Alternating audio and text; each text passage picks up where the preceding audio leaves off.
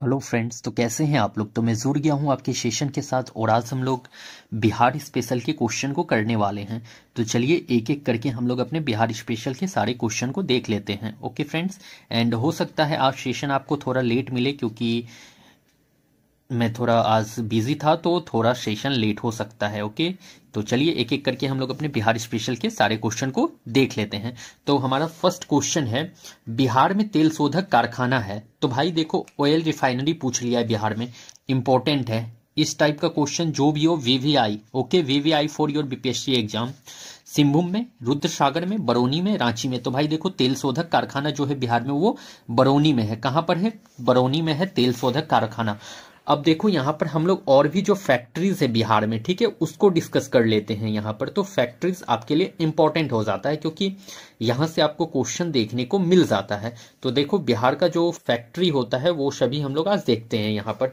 देखो पहले याद रख लियो आप लोग क्या चीज, सीमेंट फैक्ट्री। तो भाई सीमेंट फैक्ट्री कहाँ पर है? तो सीमेंट फैक्ट्री जो है आपके रोहतास में है, सीमेंट फैक्ट्री। तो सीमेंट फैक्ट्री याद रख लो, रोहतास जिला में है। सीमेंट फैक्ट्री कहाँ है? तो रोहतास जिला में है। अच्छा, अगर आपसे पूछ लेगा भाई कि ताप विद्युत कारखाना कहाँ है, तो ताप विद्युत कारखाना आपके कहाँ पर है? तो बरौनी में है। ताप विद्युत कारखाना, ताप विद्युत कारखाना, ताप विद्युत कारखाना कहाँ है? तो बरौनी में। ताप विद्युत कारखाना बरौनी, ताप विद्युत कारखाना बरौनी। एक तो याद रख लेना, तेल शोधक कारखाना बरौनी, ताप विद्युत कारखाना बरौनी। उसके बाद याद रख लो फर्टिलाइजर कारखाना। तो फर्टिलाइजर कारखाना भी आपके बरौनी में है, फर्टिलाइजर कारखाना। तो फर्टिलाइजर कारखाना कहाँ है भाई? तो फर्टिलाइजर कारखाना भी बरौनी में है। कहां पर है? तो बरौनी में। फर्टिलाइजर कारखाना भी बरौनी में है।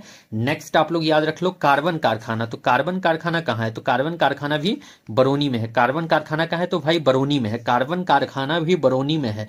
नोट डाउन करते हुए चलना है आपको। उसके बाद देख लो चमड़ा उद्योग। तो चमड़ा उद्योग भी आपके बरौनी में है। चमड़ा उद्योग कहाँ है? तो चमड़ा उद्योग भी बरौनी में है। देखो यहां मैं ऐसे मेंशन कर दे रहा हूं। तो चमड़ा उद्योग भी आपके बरौनी में है। तो क्या क्या आपको याद रखना है बरौनी से? ताप विद्युत कारखाना बरौनी, फर्टिलाइजर कारखाना बरौनी, कार्बन कारखाना बरौनी, चमड़ा उद्योग बरौनी और तेल शोधक कारखाना कहाँ है भाई?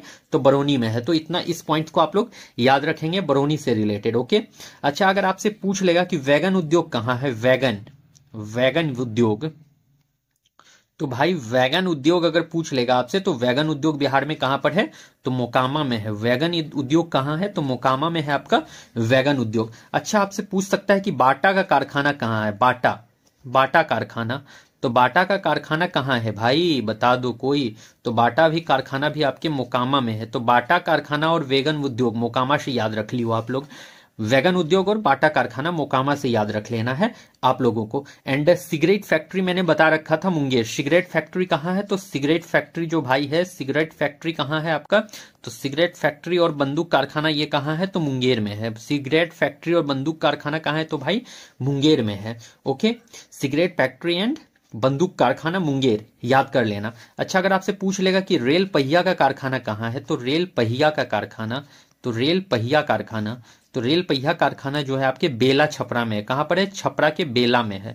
तो रेल पहिया कारखाना कहां है भाई? तो बेला छपरा, याद रख लियो। रेल पहिया कारखाना बेला छपरा। देख लो यहां पर मैंने आपसे जितना भी फैक्ट्री से रिलेटेड क्वेश्चन कर रखा है तो आपके बीपीएससी एग्जाम के लिए इंपॉर्टेंट हो जाता है। और अब इससे बाहर तो अगर फैक्ट्री से क्वेश्चन आता है आपके बिहार के फैक्ट्री से क्वेश्चन, तो यहां से देखने को ही मिल जाएगा आपको। इससे बाहर जाने की उम्मीद तो मुझे नहीं लग रहा है, ठीक है।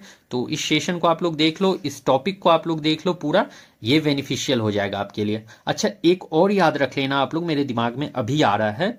अगर आपसे जूट मैन्युफैक्चरिंग फैक्ट्री पूछ लेगा भाई कि जूट मैन्युफैक्चरिंग फैक्ट्री कहाँ है, तो जूट मैन्युफैक्चरिंग फैक्ट्री जो है आपके कहां पर है बता दो।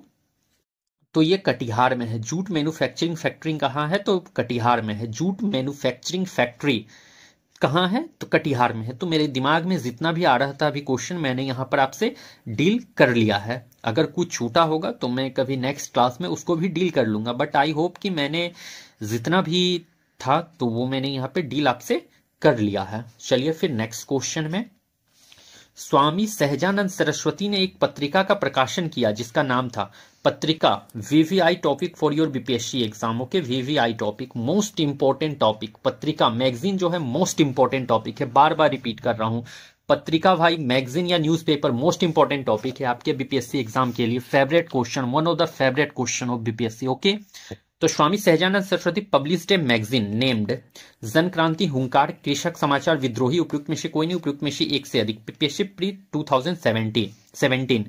तो देखो भाई, जो स्वामी सहजानंद ने एक पत्रिका का प्रकाशन किया था उसका नाम था हुंकार। हुंकार पत्रिका किसने प्रकाशन किया है? तो स्वामी सहजानंद सरस्वती ने। स्वामी सहजानंद सरस्वती से एक चीज और ही आपको याद रख लेना है। क्या याद रख लेना है?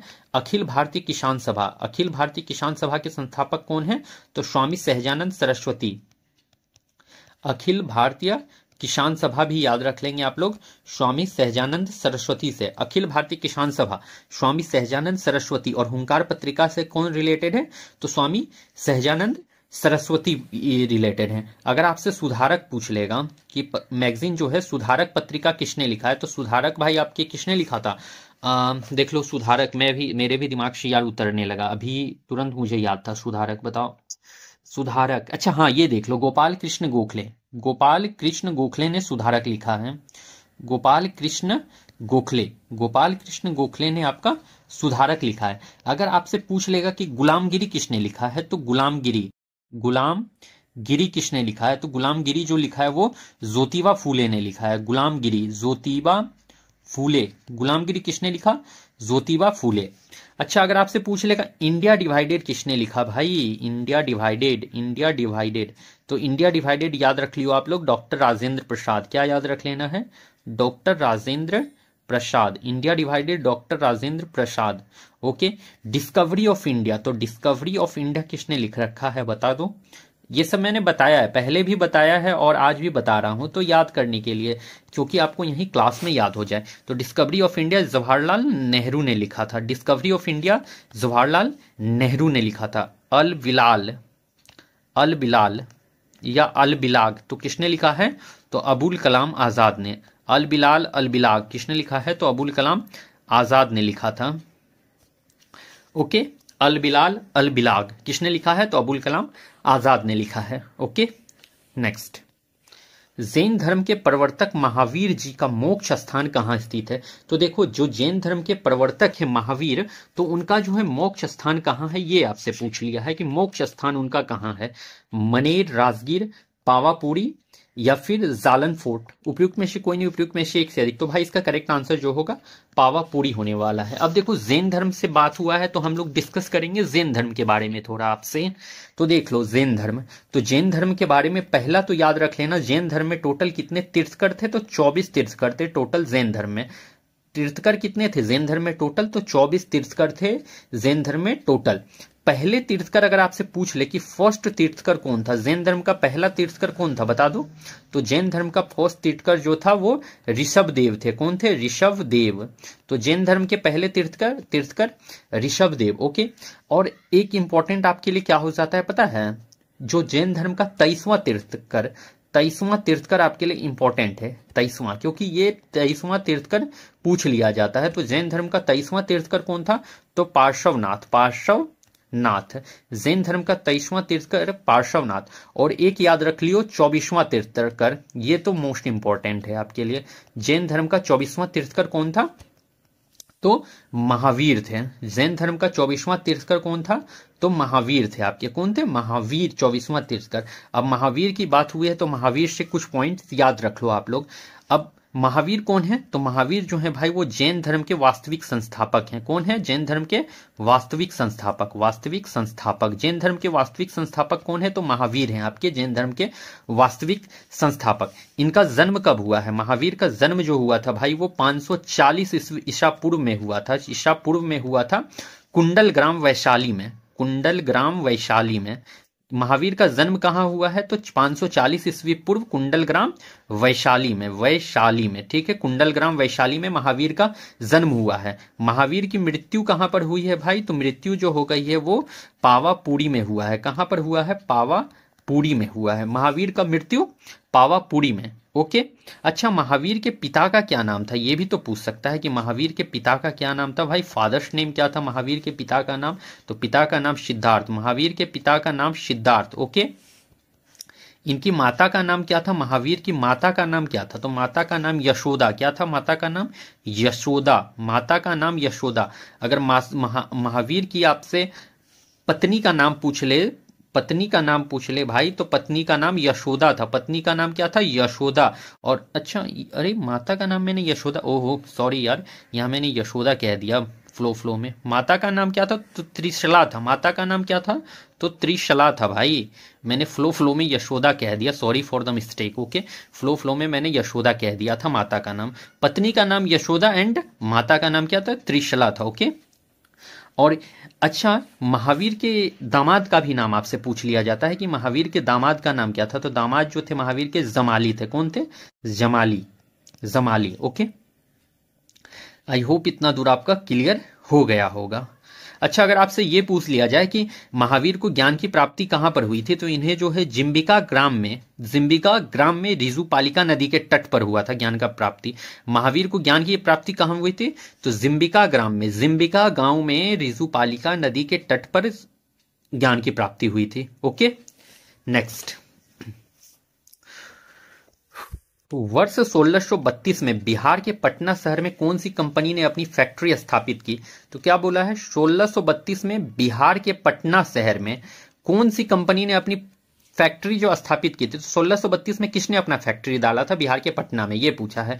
British East India Company, Dutch East India Company, पुर्तगाली East India Company, French East India Company. तो देखो भाई, ये जो फैक्ट्री डाला था 1632 में, 1632 में, वो डच ईस्ट इंडिया कंपनी ने डाला था। डच ईस्ट इंडिया कंपनी ने फैक्ट्री डाला था हमें यहां आपके बिहार के पटना में। Okay, next. पटना में 1913 में अनुशीलन समिति की एक शाखा की स्थापना किसने की? तो रेवती नाग, यदुनाथ सरकार, सचिंद्र नाथ सान्याल, मजरूल हक, या एक कोई नहीं, एक से अधिक। तो देखो, अनुशीलन समिति अगर पूछ लिया जाए है ना, तो अनुशीलन समिति का स्थापना जो एक शाखा जो खोला गया था पटना में, वो सचिंद्र नाथ सान्याल के द्वारा खोला गया था। किसके द्वारा? तो सचिंद्र नाथ सान्याल के द्वारा ये अनुशीलन समिति का एक शाखा पटना में खोला गया था। Okay friends, next. बिहार में 1929 में किसान सभा आंदोलन का आरंभ किसने किया? देख लो, क्या पूछ लिया है? बिहार में 1929 में किसान सभा आंदोलन का आरंभ किसने किया, ये पूछा है आपसे।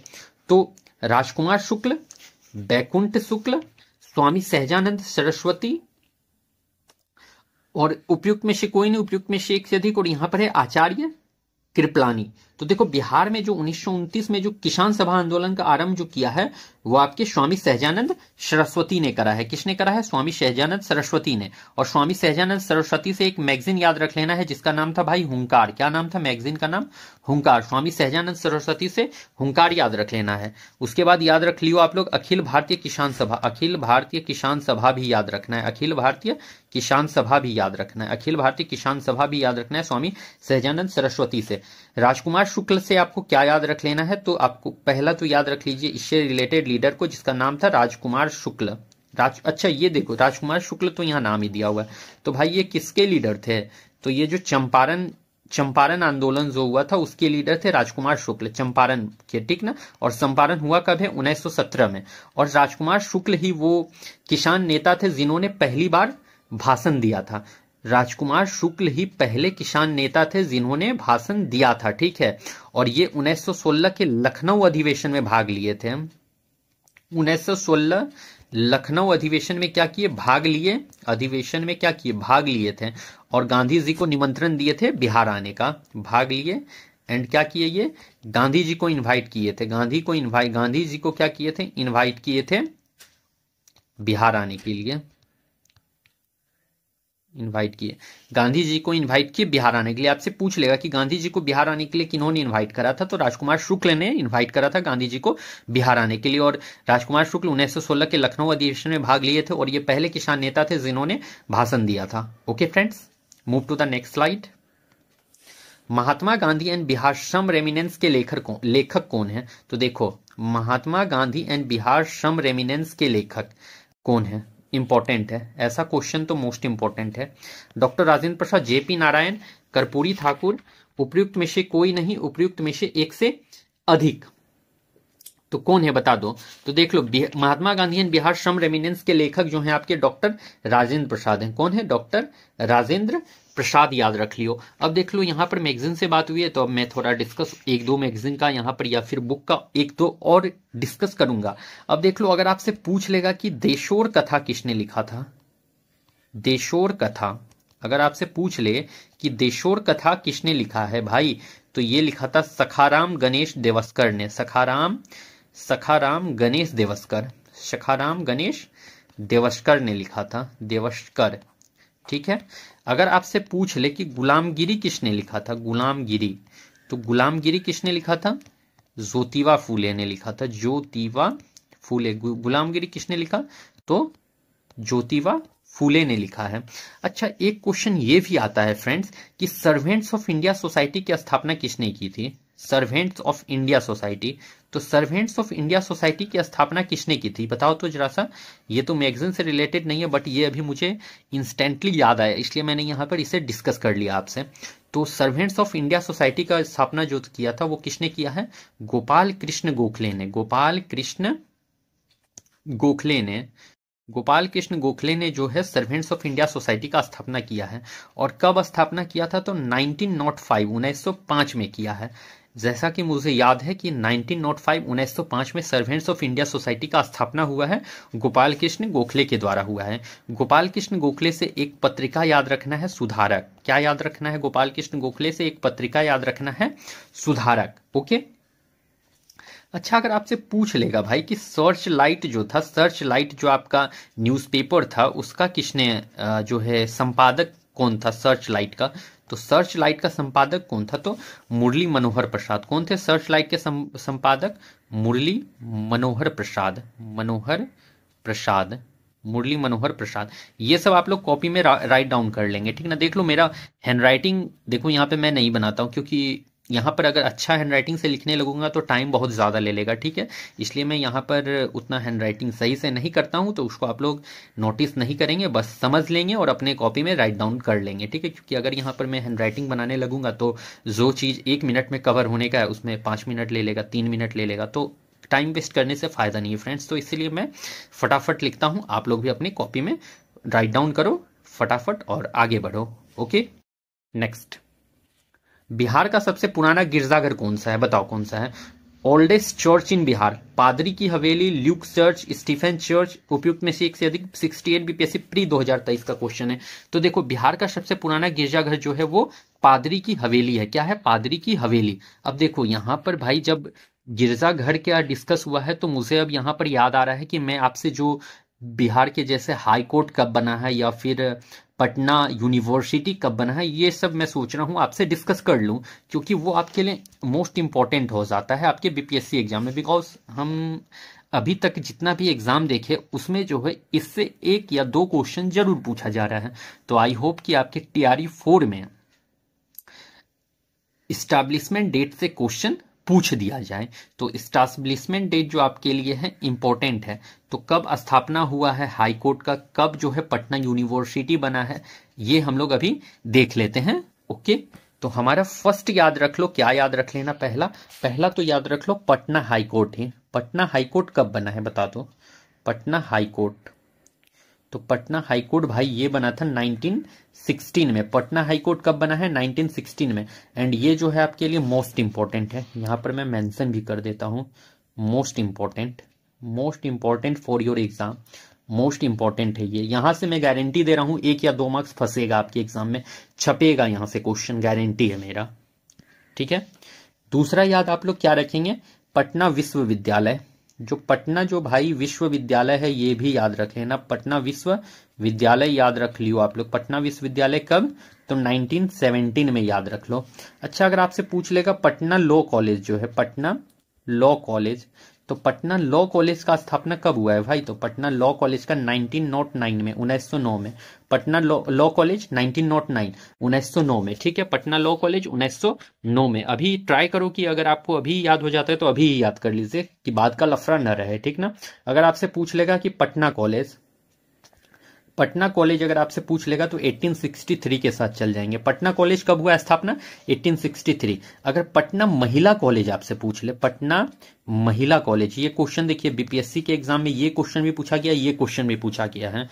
तो पटना महिला कॉलेज कब? तो 1940। पटना महिला कॉलेज 1940, पटना महिला कॉलेज 1940। अगर आपसे पूछ लेगा science college, science college, science college, science college कब? 1927, साइंस कॉलेज 1927। अच्छा, अगर आपसे पूछ लेगा भाई कि बीएन कॉलेज का स्थापना कब हुआ है, तो बीएन कॉलेज का स्थापना कब हुआ है? 1921 में। और अगर आपसे पूछ ले कि बिहार विद्यापीठ, बिहार विद्यापीठ का स्थापना कब हुआ है, तो बिहार विद्यापीठ का स्थापना जो है 1921 में। बीएन कॉलेज का भी स्थापना 19, बिहार विद्यापीठ का स्थापना 1921, पटना महिला college 1940, Patna college 1863, Patna law college 1909, Patna विश्वविद्यालय 1917 और पटना हाईकोर्ट 1916। तो भाई देखो मैंने एक पेज में ही कवर करने का कोशिश करा है, और देखो मैंने जितना अभी बता दिया, तो अब इससे बाहर तो शायद ही आपको देखने को मिले। अगर इतना आप लोग कर लेते हैं तो देखो मैंने बस 1 मिनट के अंदर में कितना डिटेल बता दिया है आपको। तो अगर इतना भी आप लोग कर लेते हैं अच्छे से याद, तो आई होप कि यहाँ से 1-2 क्वेश्चन तो आपका श्योर फंस ही जाएगा आपके एग्जाम में। तो अच्छे से देख लीजिएगा, याद कर लीजिएगा, रट लीजिएगा। एक बार देखने से तो याद नहीं होगा, रटना पड़ेगा। मैं भी इसी तरह से रटता था, और रटने की वजह से मुझे याद है। तो आप लोग भी ऐसे ही रट लो, एकदम से दिमाग में छाप लो इसे। चलिए फिर नेक्स्ट क्वेश्चन में। ये क्या हो गया? ये देखो क्या, अच्छा ये बाय मिस्टेक प्रिंट हो गया है यार। भारतीय हस्तशिल्प के संदर्भ में बिहार में सूजनी क्या है? एक प्रकार की मिट्टी का बर्तन, एक प्रकार का कांच का बर्तन, एक धातु शिल्प, एक प्रकार की कढ़ाई। देखो 2023 का क्वेश्चन है। तो सूजनी जो है भाई, सूजनी जो है, सूजनी एक प्रकार की कढ़ाई है। Okay next. 1922-23 में मुंगेर में किसान सभा का गठन किसने किया? मोस्ट इंपॉर्टेंट, मोस्ट इंपॉर्टेंट है, मोस्ट इंपॉर्टेंट। एक क्वेश्चन यहां से भी छप सकता है आपके एग्जाम में। तो हु फॉर्म द किसान सभा इन मुंगेर इन 1922-23? तो पहली बात याद रख लो कि मुंगेर में किसान सभा का गठन कब हुआ है, तो 1922-23 में। मुंगेर किसान सभा का गठन कब हुआ है, तो 1922-23 में जो है मुंगेर किसान सभा का गठन हुआ है। किसने करा है? स्वामी सहजानंद सरस्वती, श्री कृष्ण सिंह, मोहम्मद जुबेर, के.एन. सिंह। उपयुक्त में से कोई नहीं, उपयुक्त में से एक से अधिक। तो मुंगेर किसान सभा जो 1922 में गठन जिसका हुआ है, उसमें श्री कृष्ण सिंह भी शामिल थे और मोहम्मद जुबेर भी शामिल थे। मतलब कि उपयुक्त में से एक से उपयुक्त में से एक से अधिक इसका करेक्ट आंसर होगा। More than one of the above, उपयुक्त में से एक से अधिक इसका जो है करेक्ट आंसर होगा। मतलब इसमें जो श्री कृष्ण सिंह भी इसके संस्थापक हैं और मोहम्मद जुबेर भी इसके संस्थापक में जुड़े हुए हैं, ठीक ना। तो श्री कृष्ण सिंह और मोहम्मद जुबेर को याद रख लेना है मुंगेर में किसान सभा के गठन से। Okay friend. और मुंगेर किसान सभा का गठन कब हुआ है, तो 1922-23 में हुआ है मुंगेर किसान सभा का गठन। ओके, आई होप आपका इतना दूर क्लियर हो गया होगा। अब देखो यहां पर जब मुंगेर किसान सभा का बात हुआ है, तो मैं और भी यहां कुछ डिस्कस कर लेता हूं अब आपसे। अच्छा, अगर आपसे पूछ ले कि बिहार प्रांतीय किसान सभा का स्थापना कब हुआ, तो बिहार प्रांतीय किसान सभा, बिहार प्रांतीय आपसे पूछ सकता है ना, बिहार प्रांतीय किसान सभा का गठन कब हुआ था। तो बिहार प्रांतीय किसान सभा का गठन जो हुआ है भाई, तो वो 1929 में, 1929 में बिहार किसान सभा, बिहार प्रांतीय किसान सभा का गठन हुआ है 1929 में। और किसके द्वारा, तो स्वामी सहजानंद सरस्वती के द्वारा, सहजानंद सरस्वती के द्वारा, सहजानंद सरस्वती के द्वारा। तो बिहार प्रांतीय किसान सभा का स्थापना 1929 में स्वामी सहजानंद सरस्वती के द्वारा। और स्वामी सहजानंद सरस्वती से क्या याद रखना, एक पत्रिका हुंकार याद रखना है। ओके, नेक्स्ट याद रखिए आप लोग, अखिल भारतीय किसान सभा, अखिल भारतीय किसान सभा, अखिल भारतीय किसान सभा, अखिल भारतीय किसान सभा। अखिल भारतीय किसान सभा का स्थापना कब हुआ है, तो 1936 में हुआ है अखिल भारतीय किसान सभा का स्थापना। और कहां पर, 1936 में कहां पर भाई, तो लखनऊ में हुआ है, लखनऊ में। 1936 में कहां पर, तो लखनऊ में हुआ है, ठीक है। अगर इससे पूछ ले कि इसके संस्थापक कौन थे, अगर आपसे संस्थापक पूछ ले, अध्यक्ष पूछ ले, सचिव पूछ ले, तो ये पूछा जाता है ना आपसे कि अखिल भारतीय किसान सभा के अध्यक्ष कौन थे। तो भाई देखो अखिल भारतीय किसान सभा के जो अध्यक्ष थे कौन थे, अध्यक्ष आपके स्वामी सहजानंद सरस्वती थे, सहजानंद सरस्वती, स्वामी सहजानंद सरस्वती। अखिल भारतीय किसान सभा के संस्थापक या फिर अध्यक्ष जो हैं स्वामी सहजानंद सरस्वती हैं। अगर आपसे सचिव पूछ ले, सचिव, तो सचिव कौन थे? एमजी रंगा थे। कौन थे? एमजी रंगा आपके सचिव थे अखिल भारतीय किसान सभा के। क्लियर है इतना दूर बात? इतना दूर आई होप कि क्लियर हो गया होगा आपका बात। अगर आपसे पूछ ले कि बिहार समाजवादी पार्टी का गठन किसने किया है? बिहार समाजवादी पार्टी, या फिर सोशलिस्ट पार्टी भी दे सकता है, समाजवादी को सोशलिस्ट कहते हैं इंग्लिश में। तो बिहार समाजवादी पार्टी भाई पूछा है आपसे, तो बिहार समाजवादी पार्टी का स्थापना कब हुआ? तो 1931 में हुआ है बिहार समाजवादी पार्टी का स्थापना। और इसके अब जो संस्थापक थे वो कौन कौन थे ये याद रख लो। तो इसके संस्थापक में याद रख लो फूलन प्रसाद वर्मा और जयप्रकाश नारायण। फूलन प्रसाद वर्मा और क्या याद रखना है साथ में? जयप्रकाश नारायण। तो बिहार समाजवादी पार्टी 1931, फूलन प्रसाद वर्मा और जयप्रकाश नारायण इसके संस्थापक हैं। इतना याद रख लीजिएगा आप लोग। अब यहां पर स्पेस नहीं है तो नेक्स्ट स्लाइड में और मैं एक दो अभी डिस्कस कर देता हूं। बिहार में स्वराज दल का गठन किसने किया?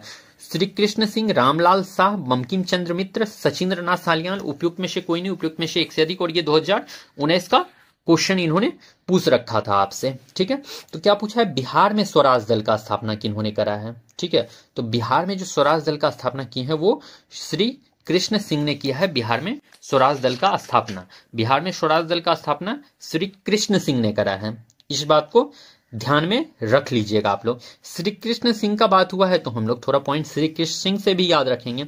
तो बिहार के जो है ना फर्स्ट सीएम थे आपके, चीफ मिनिस्टर, बिहार के फर्स्ट सीएम, पहले चीफ मिनिस्टर श्री कृष्ण सिंह। और बिहार का पहला व्यक्तिगत सत्याग्रही थे ये।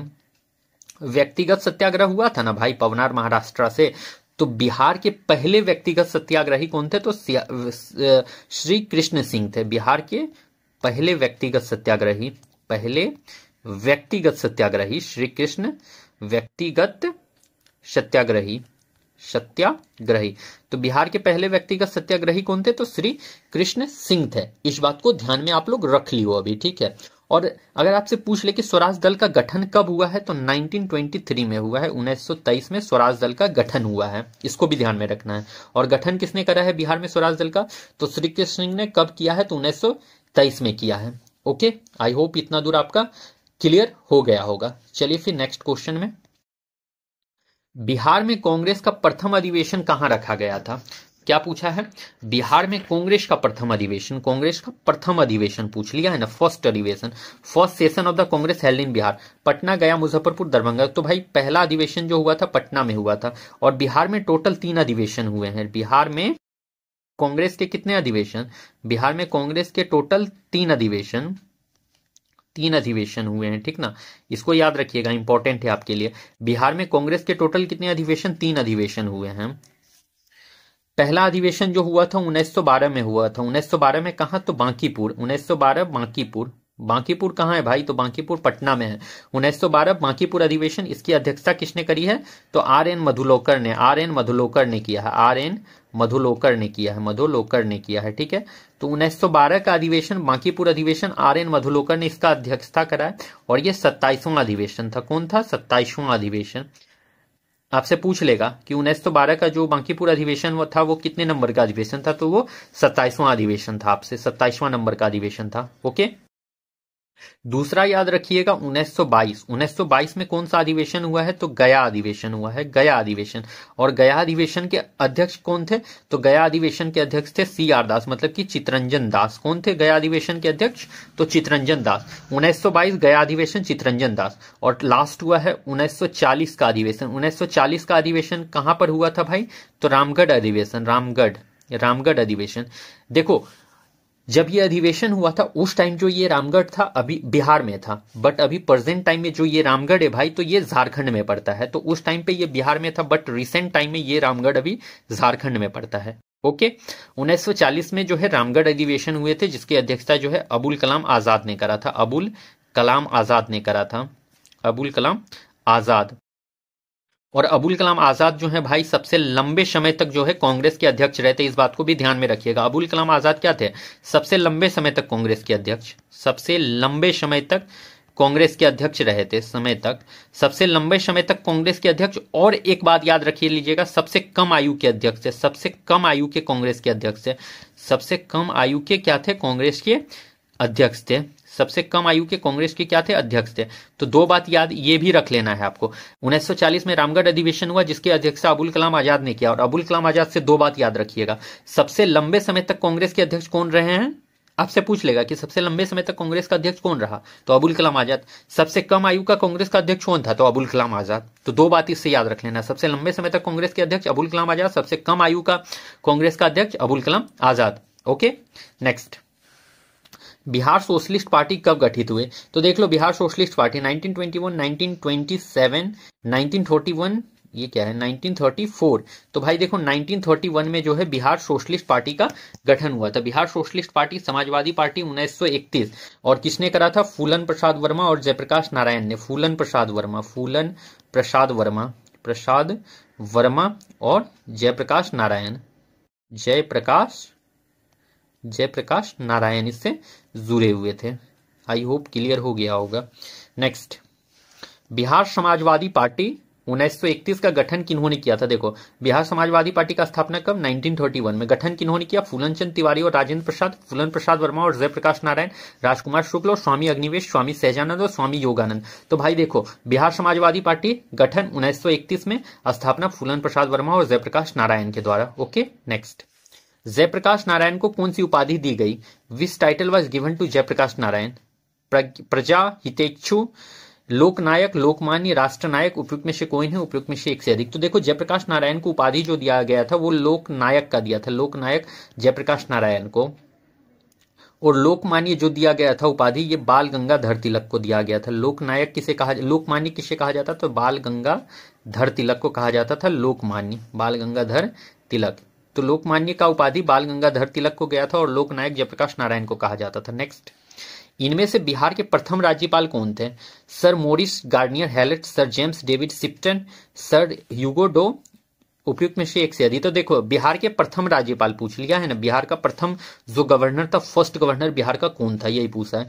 तो सर जेम्स डेविड शिप्टन। अच्छा, अगर अभी प्रेजेंट टाइम में आपसे पूछ ले कि प्रेजेंट टाइम में जो है गवर्नर कौन है बिहार के, प्रेजेंट टाइम में आपसे पूछ सकते हैं ना कि प्रेजेंट टाइम में गवर्नर कौन है, तो राजेंद्र आर्लेकर है। राजेंद्र आर्लेकर जो है आपके गवर्नर है प्रेजेंट टाइम में, आर्लेकर। तो प्रेजेंट टाइम में बिहार के गवर्नर कौन है? तो राजेंद्र आर्लेकर। नेक्स्ट, अच्छा, तो फ्रेंड्स हमारा आज का सेशन यहाँ पर कंप्लीट होता है, और ये सेशन आपके लिए बहुत ही ज़्यादा बेनिफिशियल होता है क्योंकि मैंने यहाँ पर आपसे डिटेल डिस्कशन करा है। तो आप लोग इस सेशन को ज़रूर देखेंगे और मेरे चैनल को सब्सक्राइब कर लेंगे, और साथ में दूसरे से भी सब्सक्राइब करवाएंगे, ठीक है। और देखिए फ्रेंड्स, मेरे जो सेशन है उसको आप लोग लाइक ज़रूर करेंगे, कमेंट करेंगे और सेशन को शेयर करेंगे, क्योंकि जब सेशन शेयर होता है, लाइक होता है, कमेंट होता है, तो मुझे मोटिवेशन मिलता है। एंड आप जानते हैं कि मोटिवेशन के बाद मैं क्या करता हूँ, तो आपके लिए बेस्ट कंटेंट प्रोवाइड करता हूँ, ठीक है। तो आप लोग जरूर शेयर करेंगे, कमेंट करेंगे और लाइक करेंगे मेरे सेशन को। तो चलिए फिर हम लोग मिलते हैं अपने किसी नेक्स्ट सेशन के साथ। तब तक आप लोग पढ़ते रहिए अच्छे से।